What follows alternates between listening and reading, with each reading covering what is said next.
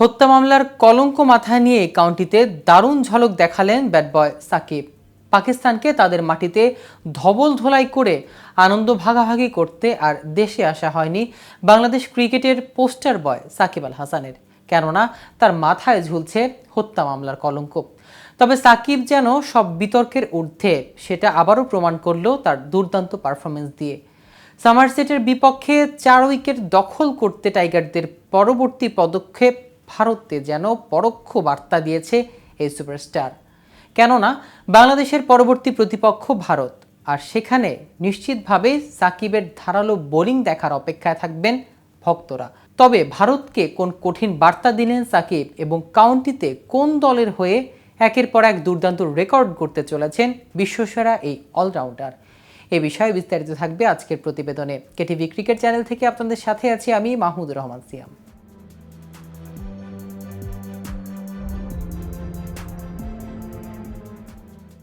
পাকিস্তানকে white house করার অন্যতম নেপথ্য নায়ক সাকিব আল হাসান। মেহেদী হাসান মিরাজের সঙ্গে সাকিবের স্পিন জুটি হাড়ে কাঁপুনি ধরিয়ে দিয়েছিল পাক ব্যাটারদের।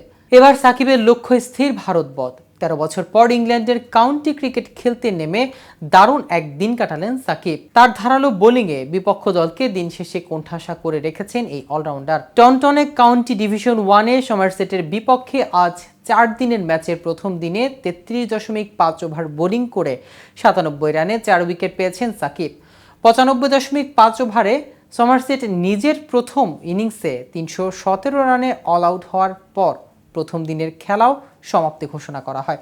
2010-এর কাউন্টিতে চ্যাম্পিয়নশিপে প্রথমবারের মতো নাম লেখান সাকিব। সেবার উস্টারশায়ারের হয়ে 8 ম্যাচে খেলার পর প্রথমে মৌসুমে একটি ম্যাচ খেলেন এই দলের হয়ে। সারের হয়ে এবার একটি ম্যাচই খেলবেন সাকিব।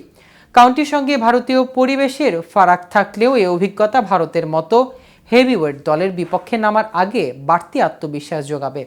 ভারত কিছুদিন আগে শ্রীলঙ্কা অনভিজ্ঞ দলের বিরুদ্ধে স্পিন সহায়ক পরিবেশে নাকানি চুবানি খেয়েছে। টি-20 সিরিজ জিতেও ওয়ানডে সিরিজে শোচনীয়ভাবে হার হজম করতে হয়েছে ভারতীয় দলকে। জেফ্রি ভ্যান্ডারসে ওয়েলা লাগেদের ঘূর্ণিতে কেঁপে উঠেছিল ভারতের ব্যাটিং।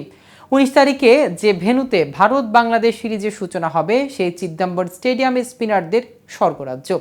এমন ভেন্যুতে নামার জন্য তাই সাকিব মিরাজের হাত চাটছেন এখন অনেকেই।